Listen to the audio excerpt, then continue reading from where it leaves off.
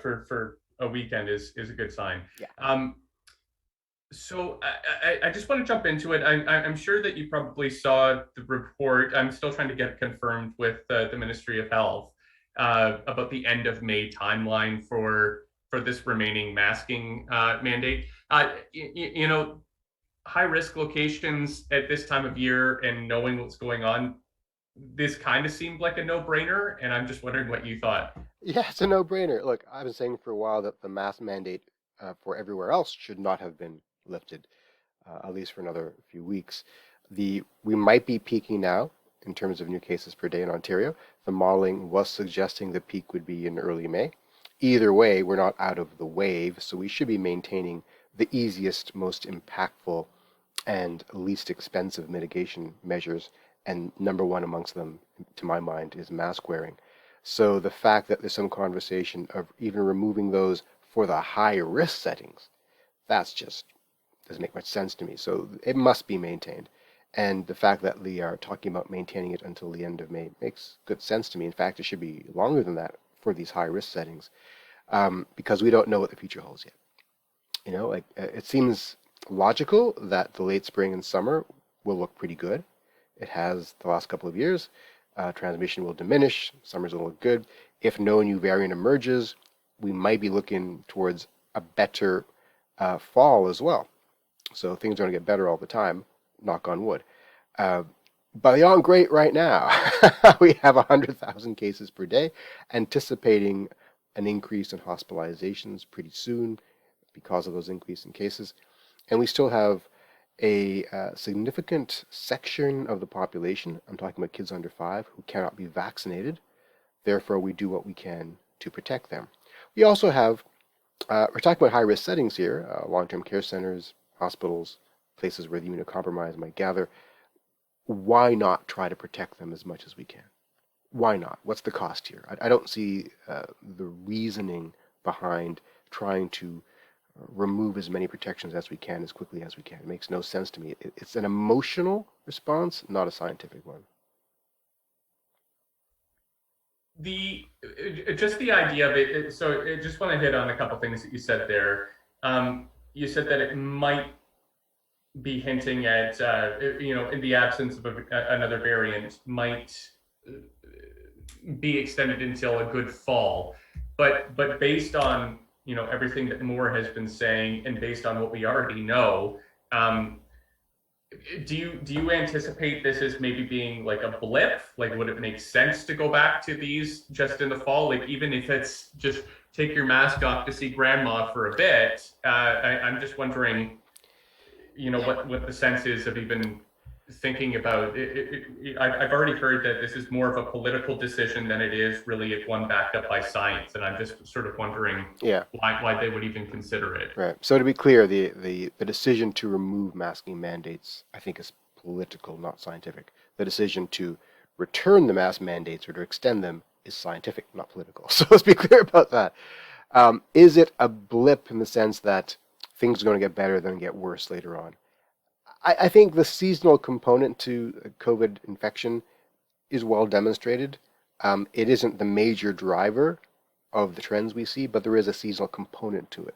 So there's every expectation that we will see an increase in transmission again come the fall, given that people are indoors, given that immunity will wane, and given that people are more careless. But it doesn't have to be that way. So the unknowns include, as you mentioned, the arrival of a new variant, and how much population immunity we've acquired by then, and how long that immunity lasts. So the fact that so many people are getting Omicron now does suggest that there's going to be an increased amount of population immunity present for the next few weeks or months. But there's a strong suspicion it's very temporary. It's, and the vaccine immunity is also temporary, but much less so. It's far more durable in the sense that it keeps you out of the hospital. So we have to take a step back and ask ourselves, what is the goal here in enacting these measures and in unrolling a variety of public health tools like vaccination, masking, and so forth? The goal, number one, is to keep people out of the hospital, so remove the stresses on the healthcare system. Number two is to slow transmission, so that those people who cannot be protected are protected in that sense. And that number two gets lost in this conversation all the time. The healthcare system is doing pretty well well, let's back up. Not pretty well. It's doing better than, let's say, a year ago. Um, but the healthcare workers are diminished. And so the capacity to respond to a large assault on the system is still fragile. Having said that, the reason we're able to be lifting so many restrictions at the moment is that there is space in the healthcare system. But the ability to protect the unvaccinated continues to be an issue. And that's why having the mask mandates, pushing for greater vaccination, etc., is useful still. So it's a long way of answering your question.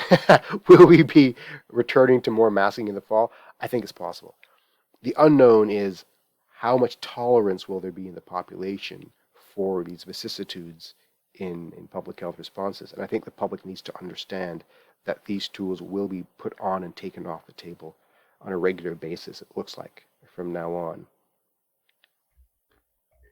You know what though, that does actually sort of explain it, because the example that I think everybody always sort of forgets now, because it was so long ago, was the dance and the retreat. The hammer of the dance.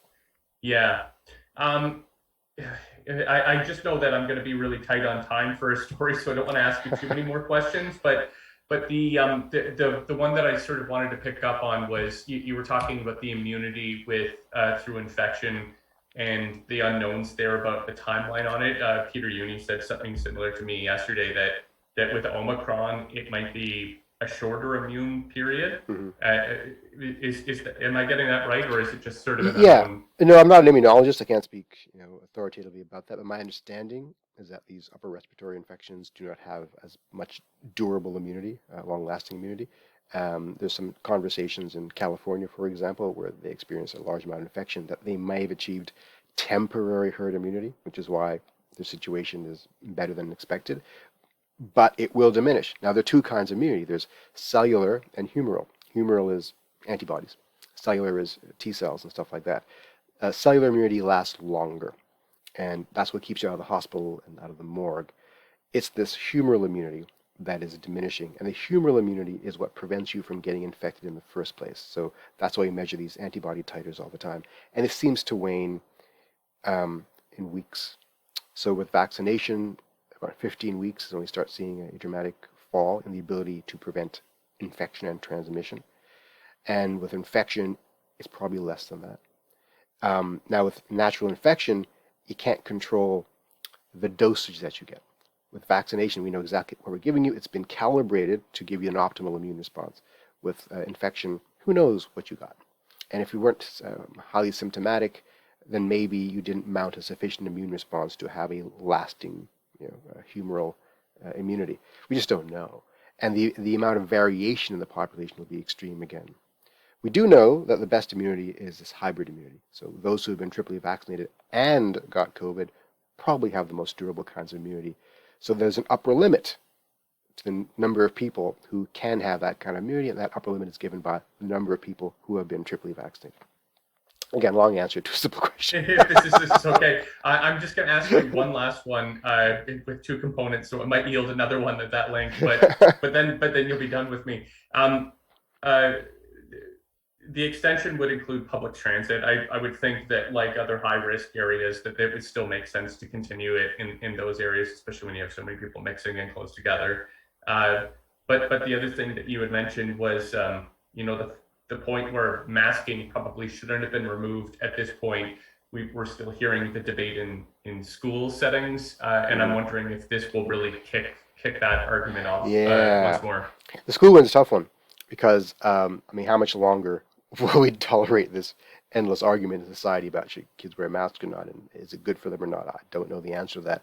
I think one way to bypass that argument is to push harder for vaccination amongst schools, make it mandatory for anyone present in a school to be vaccinated, and maybe it's time to talk about adding the COVID vaccine to the mandatory vaccination list of school kids, and making vaccination available to those kids in preschool. That's coming very, very soon. So if those things happen, and the vaccines prove effective, then it's not quite as dire to talk about the masking in schools, even though probably should be maintaining it right now.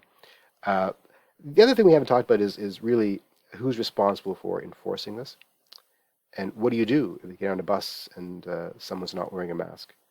Like, is it the bus driver's job to be the enforcer there? Like, there's so many details in the policy enactment that are unclear. It's one thing to make rules, it's another to provide the resources and guidance for how to enforce those rules. And I anticipate that compliance will be poor across the board, and the willingness to enforce that compliance will be even worse. So the devil's in the details. Yeah, I can just tell you, even anecdotally, I was on the TTC last week, and very few people wearing anything, and I was like, all I could think about was, here, I'm gonna stop my recording before I say this part here. Record